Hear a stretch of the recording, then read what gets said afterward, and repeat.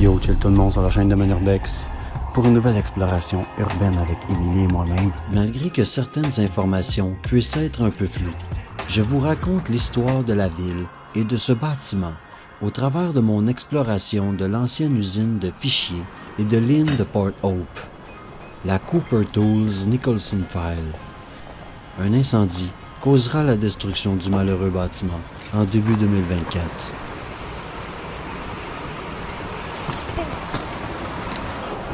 On a un petit cossin ici.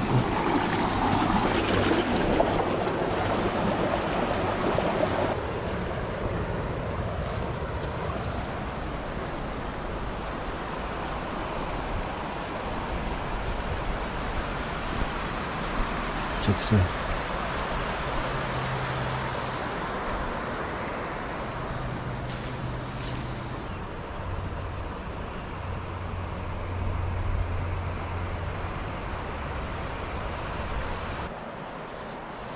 Hey, regardez-moi ça, à quel point la végétation a poussé. C'est fou.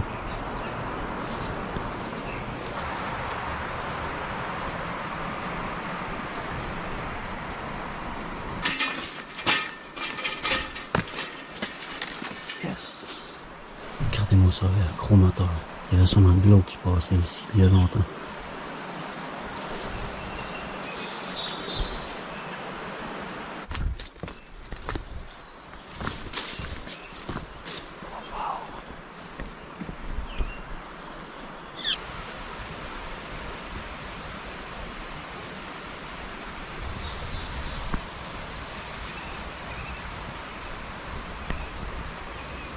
Ok, on va rentrer dans le bâtiment.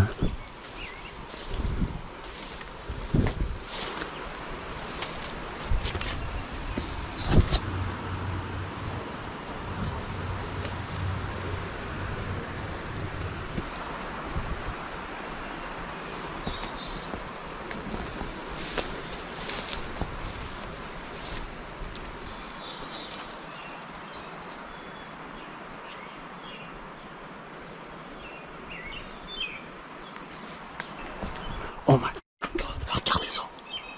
Il y a un nest, gros oiseau de la mort.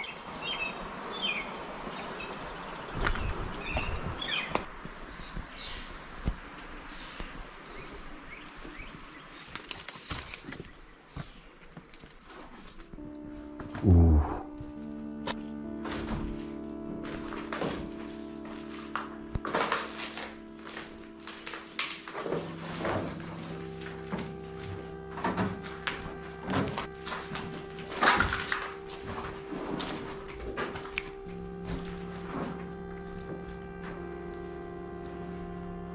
Wow! Ah, c'est beau.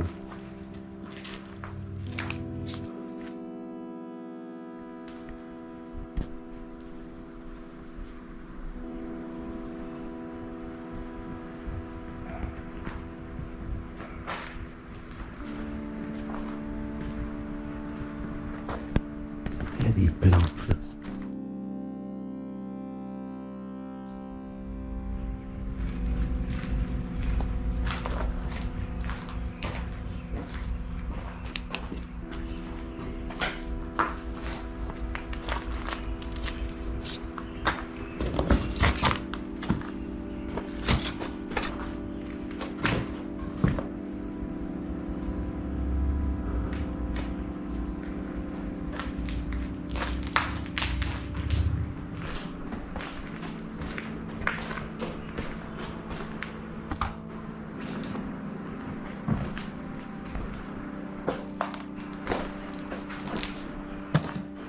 Hey, ça te paraît que c'est vieux pareil, hein?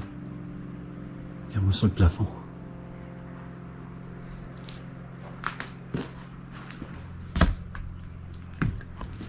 Ah, c'était relié à la machine qui est dehors. Ouf, regarde-moi les escaliers. Et pour moi, je pense qu'on n'aura pas accès en haut, évidemment. On n'aura pas accès. On va essayer d'y aller. Juste pour ça, pardon. Ah, fait chier. On va regarder le plan.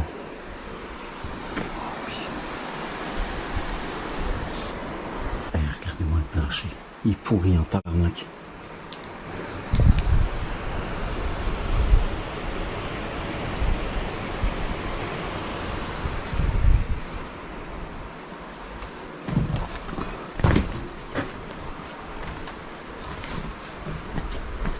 Ok.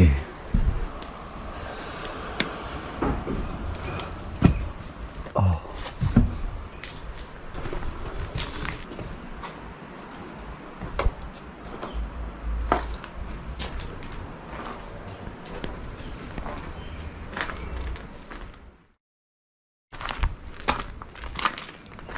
Oh. Regardez, c'est la partie qui est effondrée en bas. C'est de ça que ça a l'air.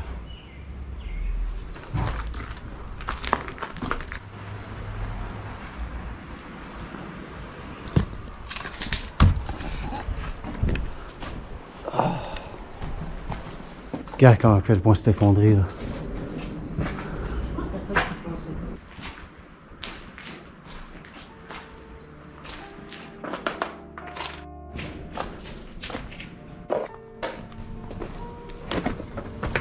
Wow.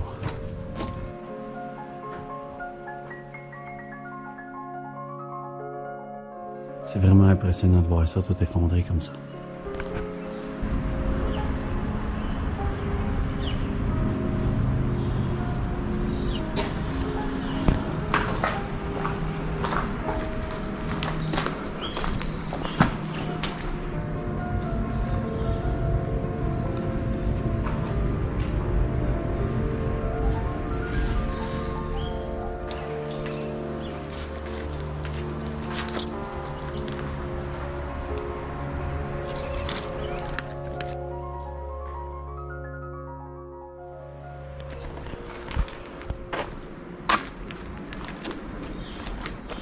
Oh my god, ici c'est égrené.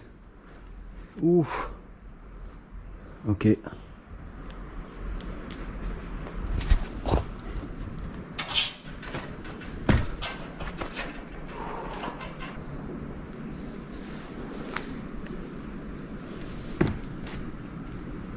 C'est vraiment pourri, hein, sérieux. Oui, je pensais pas.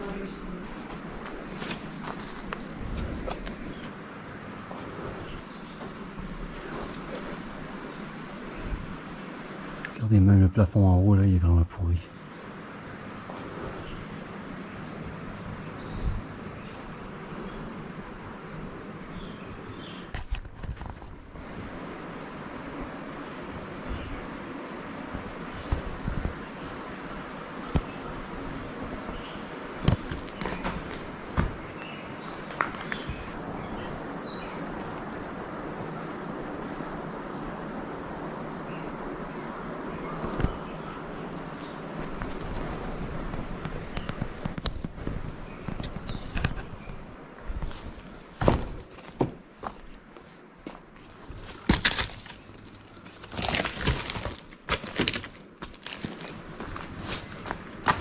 Mais je pense que ça donne accès à l'autre côté. Ouais. Ouais, ça donne accès à l'autre côté. Mais je ferai les autres places avant.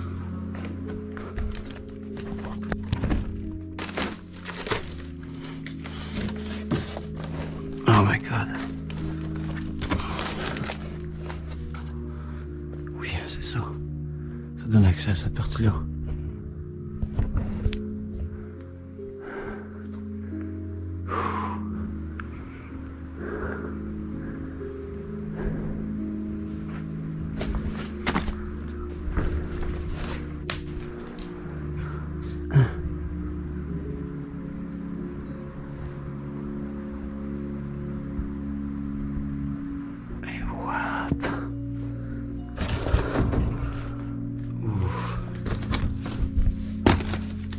Tout est penché.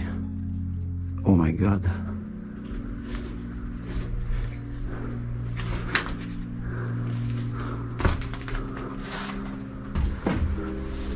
Oh my god. Oh shit. J'ai accès. Ouf, la petite. Hey, j'ai la chienne là. Ok. On va voir si on va pas revenir ici plus tard. Ok.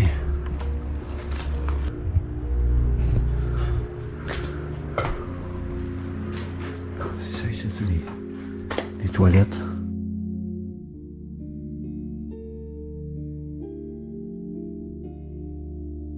Je me dépêche parce que le sol est tellement pourri que j'ai vraiment peur que ça s'écroule.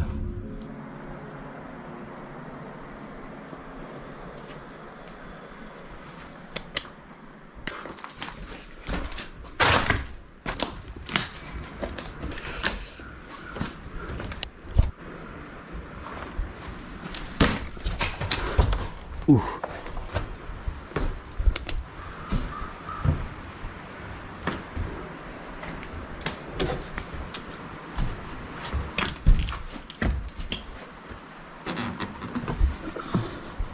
Oh my god, que c'est pourri.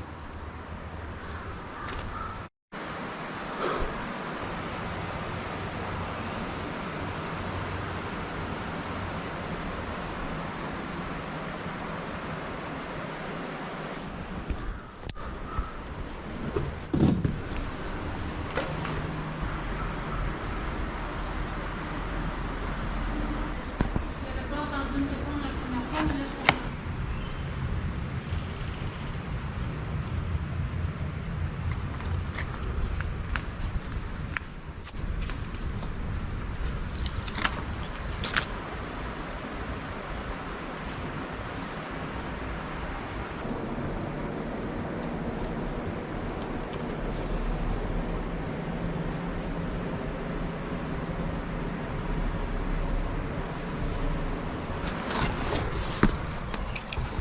Oh shit. Ouh.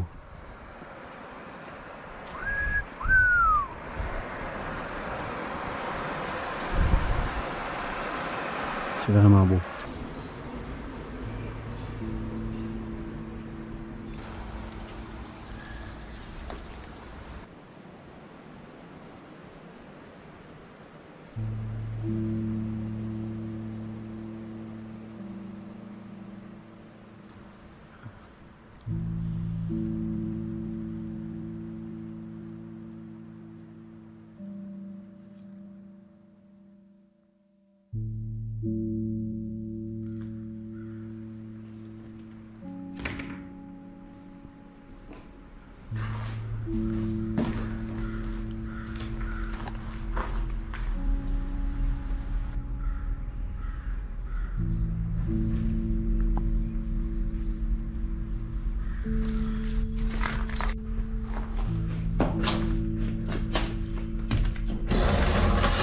Ok, ici, c'est que des toilettes.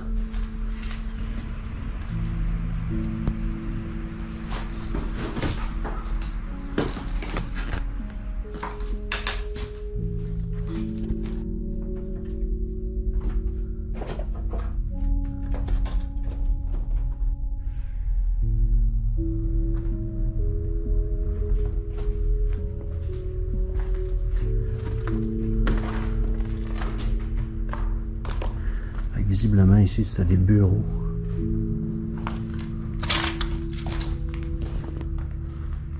C'est tous des bureaux.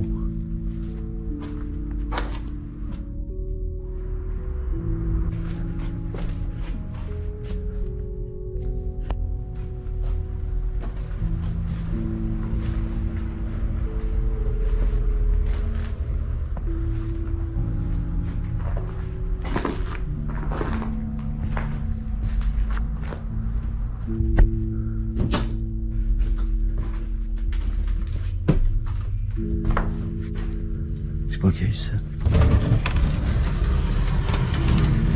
Ouh. Ça va être big, jamais.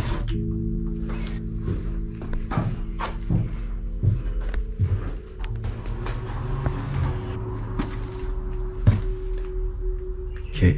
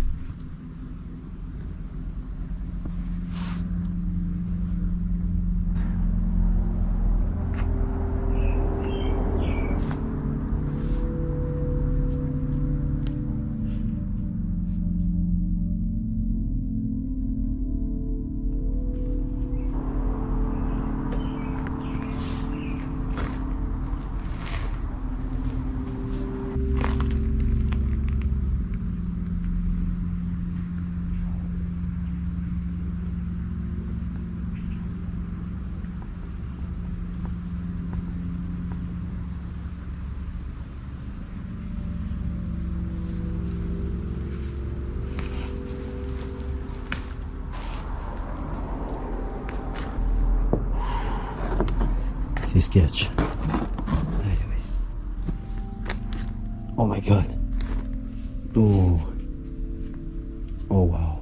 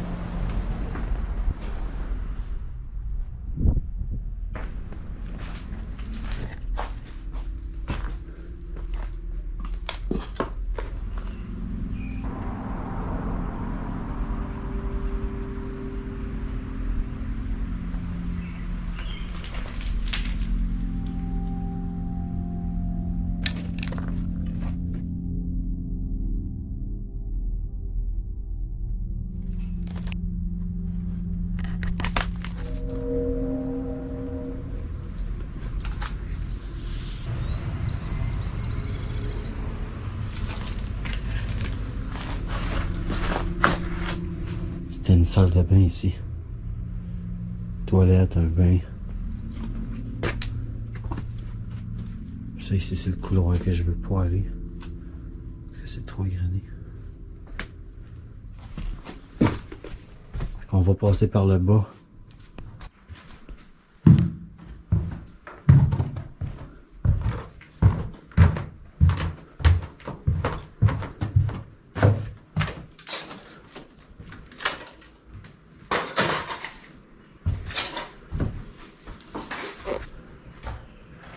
Qu'est-ce que c'était ça?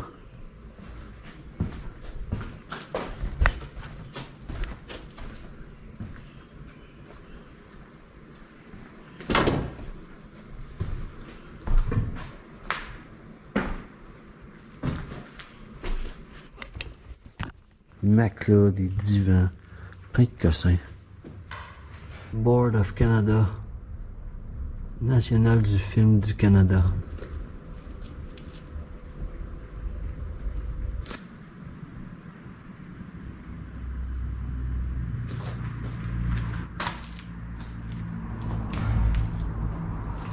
Des paquets de rouleaux de plastique.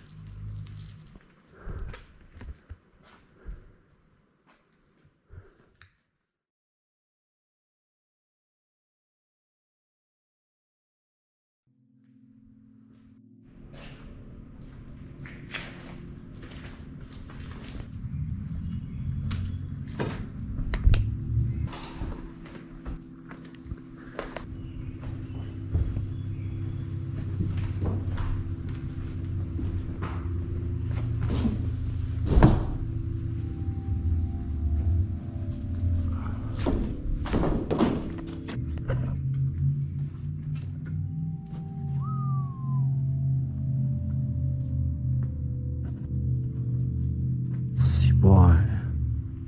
C'est assez égrené.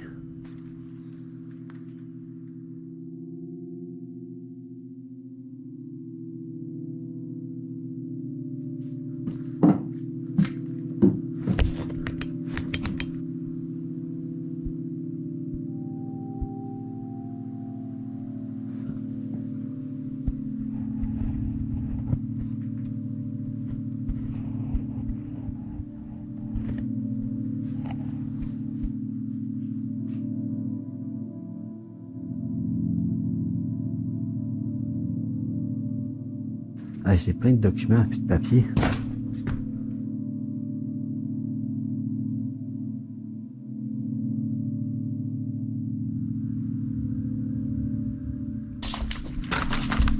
On essaierait de te ramener des documents. Hey, ça c'est un gros bureau en métal.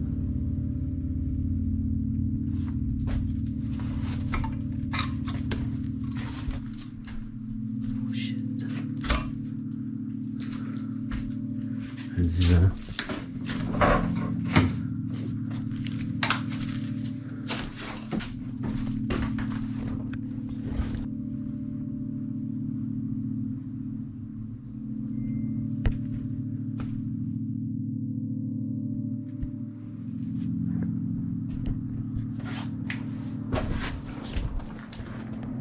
Et là, il y a une perceuse.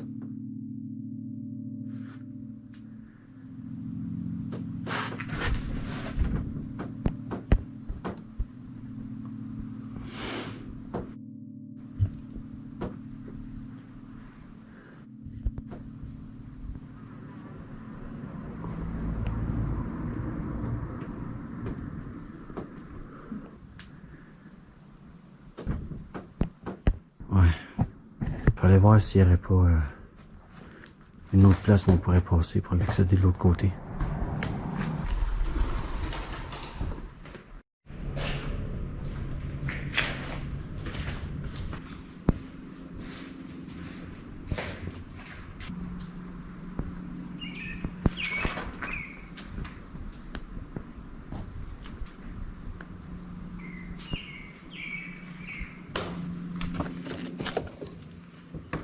Oh.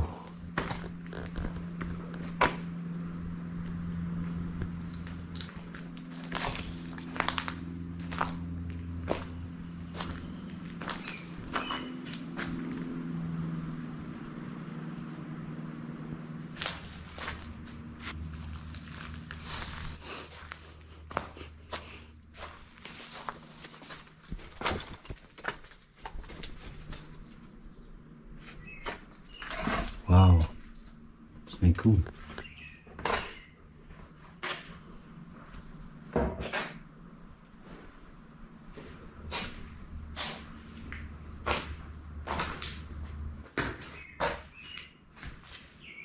C'est des vestiaires.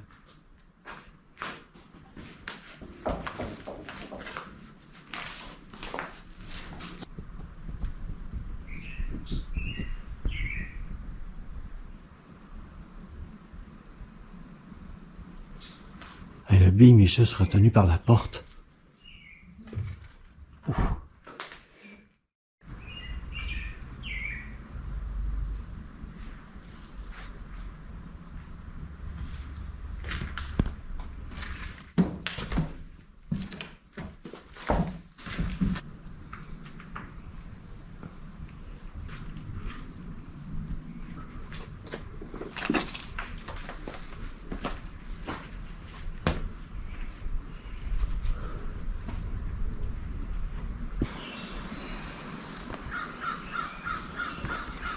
Wow.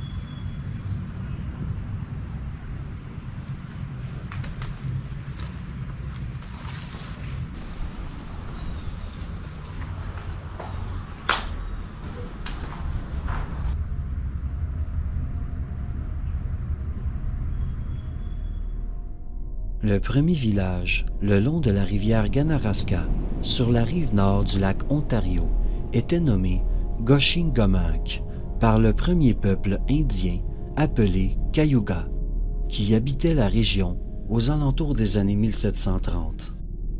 C'est en 1778 que la famille Smith et leurs 10 enfants allaient jouer le premier rôle dans la fondation de la ville. Les Smith reçurent une concession de terre d'environ 4800 acres. Un poste de traite des fourrures fut établi et le village se fera connaître sous le nom de Smith's Creek durant les premiers temps de la ville, jusqu'en 1834. C'est aussi John Walter qui construit les premiers moulins à farine comme condition de leur concession de terre de la couronne. Eh bien oui, car l'histoire de cette communauté remonte bien au-delà de son incorporation en tant que ville et présente un chapitre passionnant des premiers Canadiens de cette région. C'est dans un contexte historique du Canada de 1790 qu'une colonie se développa parmi le village du peuple indien. Port Hope est donc né de la révolution industrielle américaine, au cours de laquelle des milliers de loyalistes de l'Empire uni fuirent au Canada pour commencer une nouvelle vie dans une partie de l'Amérique du Nord contrôlée par les Britanniques. Ces loyalistes deviennent les premiers colons permanents d'origine européenne dans la région. La couronne leur octroyant des terres en compensation de leur départ forcé, une grande partie de leurs biens ayant été confisqués par les gouvernements rebelles et en guise de paiement de leur service militaire. C'est John Graves Simcoe, lieutenant-gouverneur du Haut-Canada, qui fonda le canton de Hope dans les années 1790, nommé en l'honneur de Henry Hope, lieutenant-gouverneur de l'époque de la province de Québec. En 1819, l'agrandissement du port ont jeté les bases solides sur lesquelles cette communauté allait se développer. Le village et le canton furent réunis, mais ce n'est qu'en 1834 que Port Hope fut constitué en municipalité et administré par un conseil de police. Par la suite, au changement initié par la loi Baudouin de 1849, la ville fut administrée par des conseillers dirigés par un maire élu par les membres du conseil. Environ 10 ans plus tard, le maire fut élu au suffrage universel par l'ensemble des électeurs de la ville. C'est le commandant John Tucker William qui devient le premier maire de Port Hope entre 1850 et 51. À cette époque, la ville comptait environ 2000 habitants. La colonie rencontre plusieurs difficultés, telles que des incendies dévastateurs qui détruisent une partie du centre commercial et les inondations de la rivière Ganaraska. Un autre incendie majeur se déclare en 1850 le long des routes John et Walton, détruisant 17 entreprises, dont une tannerie et un atelier de maroquinerie. Il y a même eu des épidémies de choléra signalées dans les années 1830. Malgré tout, Port Hope continua de se développer. La ville a préservé et entretenu de nombreux bâtiments patrimoniaux. Jusqu'en 1850, il n'y avait que 2 routes qui menaient vers le nord depuis Port Hope, Cavan et Walton, et la route du lac Rice et du lac Ontario, qui était la 2e voie de circulation.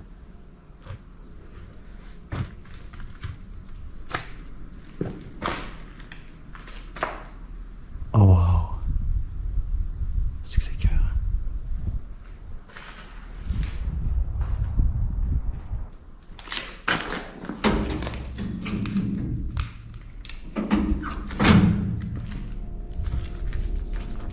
Grâce à la construction des lignes de chemin de fer de Midland Highway et du Grand Trunk Highway vers 1853, devenu aujourd'hui la CN. J'en parle ici dans cette vidéo sur la chaîne.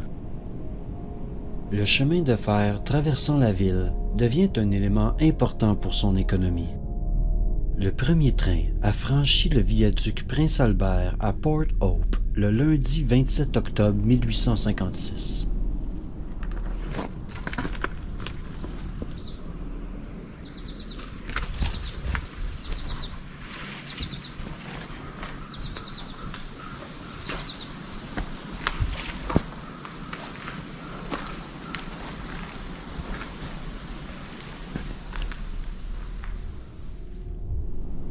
La ville exportait plein de produits différents, tels que de la farine, du blé, du poisson, du trèfle, des semences de graminées, viande de porc, du beurre, des œufs, du jambon, de la viande séchée et du fromage. Ils exportaient également de la potasse, du whisky, des moutons, des chevaux, de la laine, de la fourrure, des peaux de mouton, des râteaux à foin, des barils, du bois d'œuvre, des chiffons en papier et de nombreuses autres marchandises. Les douelles pour les barils de farine étaient produites au moulin Molson, tandis que les voitures et les chariots sortaient des ateliers de carrosserie de Choc. Fait que ici, c'était comme une sorte de petit entrepôt. Des belles grandes pièces. Un tuyau en rond comme ça.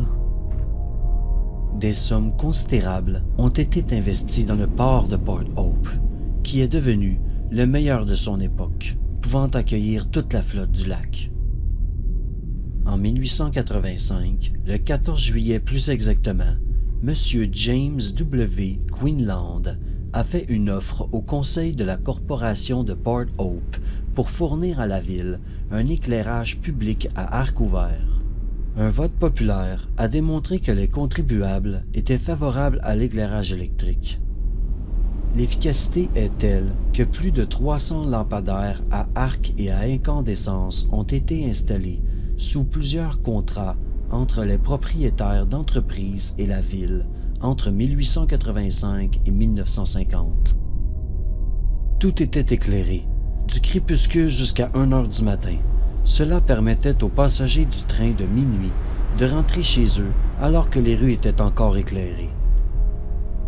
Le 22 novembre 1949, la Commission hydroélectrique de Port Hope est autorisée à prendre les mesures nécessaires pour moderniser l'éclairage électrique de la section commerciale de la rue Walton.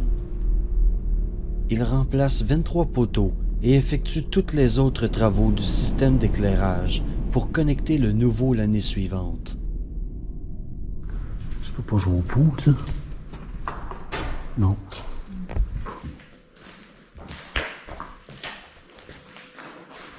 Ok. On va passer par la porte qu'on a vue tantôt.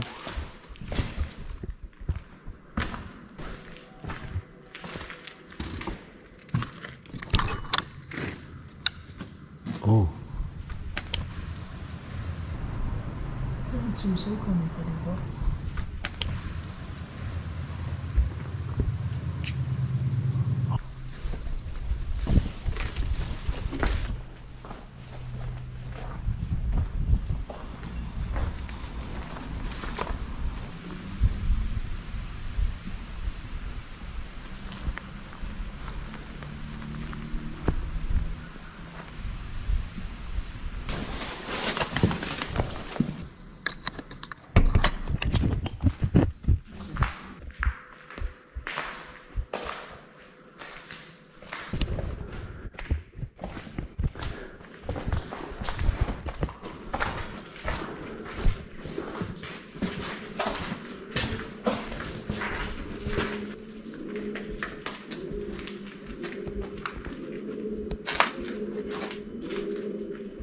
J'imagine que c'est un oiseau, ça.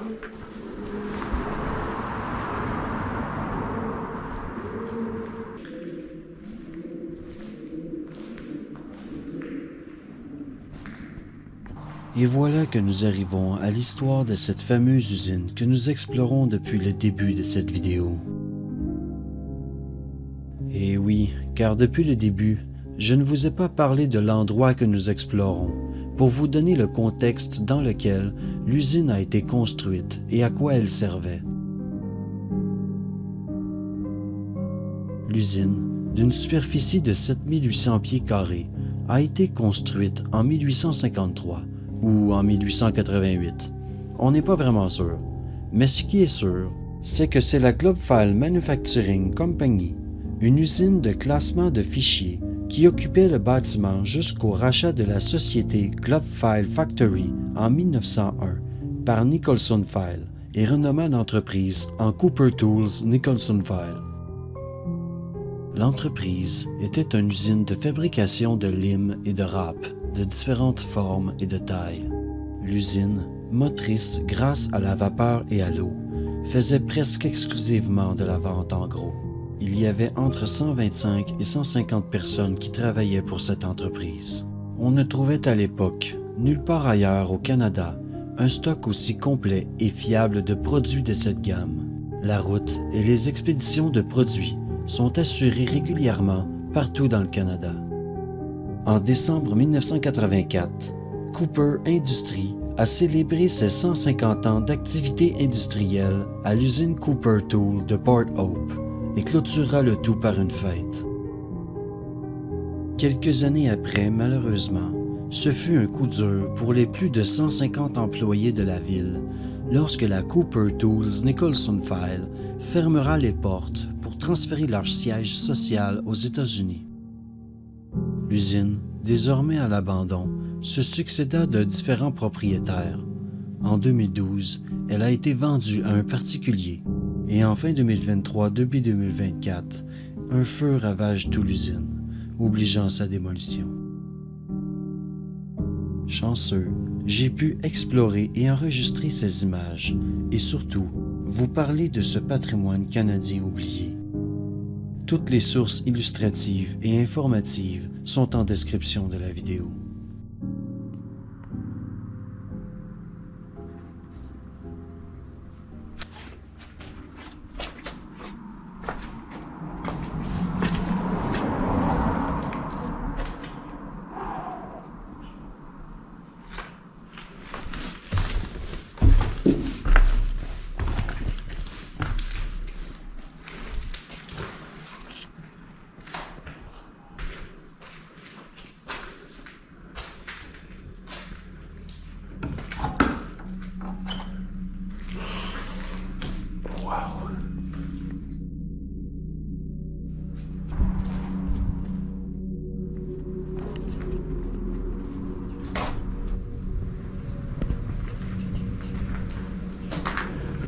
Ici, c'est gros dans la salle.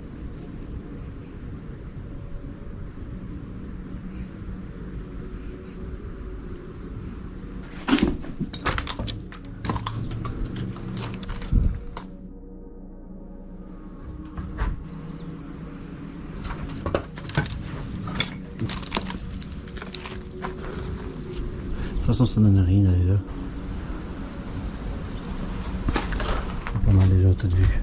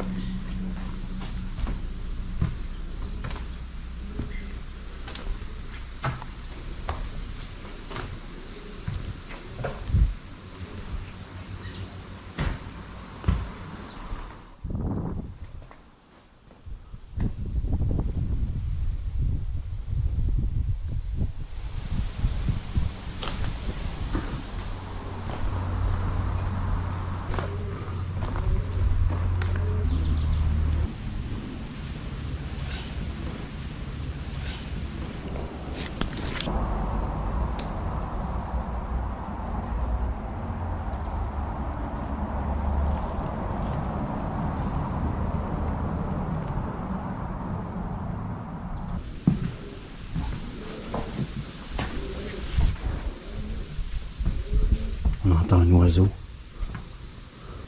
Quoi, c'est une salle de combat ici? Karate Kid. Ok,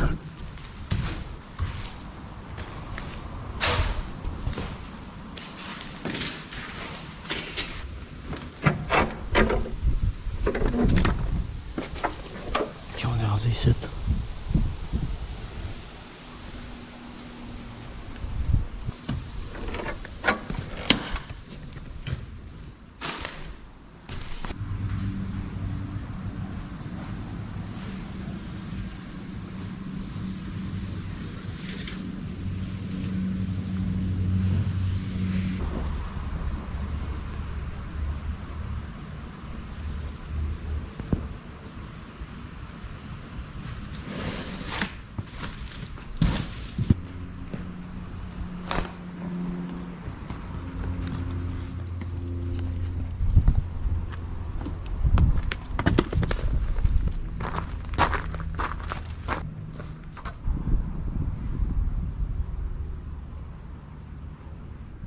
Ça doit appartenir à quelqu'un, par exemple.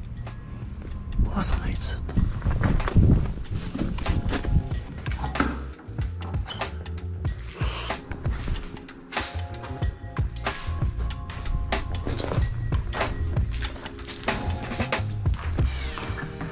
Un grand merci du soutien. C'est ainsi que l'exploration se termine. Fait que n'hésitez pas à vous abonner, à commenter, à liker si vous avez aimé. Et puis nous, on se revoit pour une autre exploration sur la chaîne. Domino Rocks.